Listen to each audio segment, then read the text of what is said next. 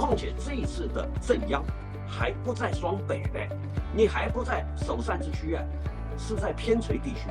你可以看得出来，你民进党已经下定决心要封杀郭台铭。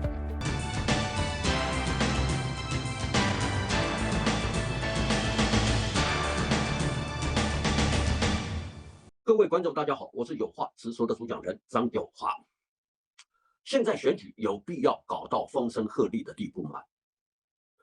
一个很特殊的案子，最近在南部地区引起了千堆雪跟千层浪，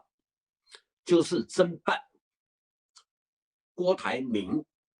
联署贿选案，现在又有新的余波出来。最新的余波是，屏东地检署不排除再度搜索几个重要的地方，就是说他们非办郭台铭不可，就是屏东地检署已经下达了这个决心，只要郭台铭回来的话，搞不好他连台北他都搜索，或者是郭台铭竞选总部都要搜索。从这一点，各位可以来看，民进党显然对于所谓的郭台铭，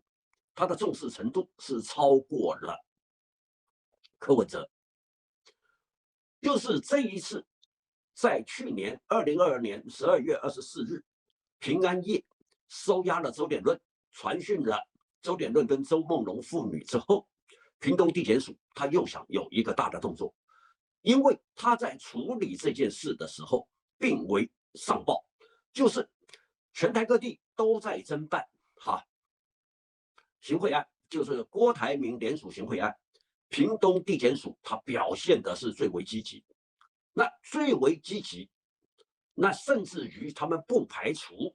再搞一次。所谓再搞一次，只要郭台铭回来，到郭台铭家，还有竞选总部，还有相关重要物证放置的场所再搜索一次。这句话是什么意思？讲成白话文好了，只要你郭台铭回来，你就试试看。就是说，我不排除搜索，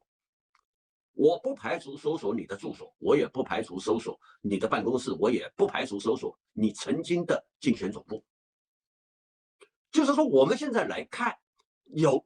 这个必要搞到风声鹤唳吗？事实上，这种事情已经做过头了。所谓做过头，人也收押了嘛，你也查扣到相关事证嘛，但是你有这个必要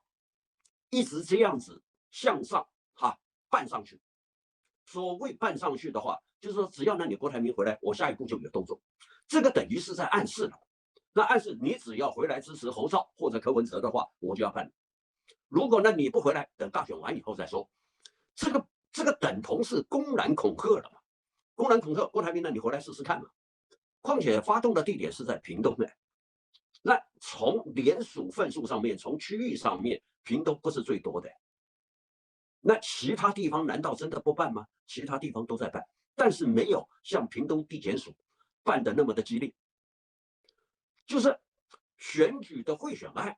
都在进行的贿选案，那你不去办，办了一个已经终结联署的案子，这个显然就是一种警告意思嘛。难不成你可以在大选以后办？但是他现在不管你的，就直截了当，他显示了他的权威，就是说只要你回来，我就再搞一次，看你郭台铭低不低头。事实上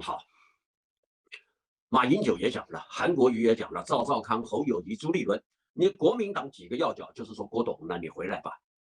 你回来支持我们吧，我就差你这一块最后一里路的拼图，我是要靠你了。但是呢，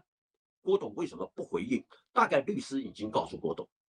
这个时候你不要讲任何的话，否则你讲你所发表的任何的言论，未来都可能成为一个呈堂的证据，这样子是对你不利。所以呢，他们劝郭董就少说话，最好不要说，看下一步你再做决定。那赵少康呢，他也讲了，最后几天郭董会有动作，我们就慢慢等着吧。因为赵少康听到的讯息跟我听到的讯息是不太一样的，因为我的讯息就是我们共同的朋友他直截了当告诉我，因为对于郭台铭的行程，我是台湾第一个讲应该不会回来了，因为元月1号的升旗典礼他不参加的话，现在过了7天，他要回来，他老早他就回来了，不会拖到最后，拖到最后，因为任何一个选举，你还是要有一个发酵期，否则的话，你纵然最后一天回来，大家一高兴，第二天呢就投票了，这个发酵的效应还没出去的时候，选举就结束了。但是我们从这个地方，你可以看到，国民党虽然希望郭台铭回来，但是民进党这一方面绝对不是一个省油的灯。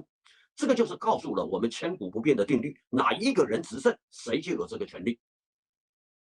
就是只要你郭台铭回来，我就再搞一次，搞得你风声鹤唳。你不相信的话，你就试试看。况且这一次的震央还不在双北嘞，你还不在首善之区啊，是在偏陲地区。你可以看得出来，你民进党已经下定决心要封杀郭台铭。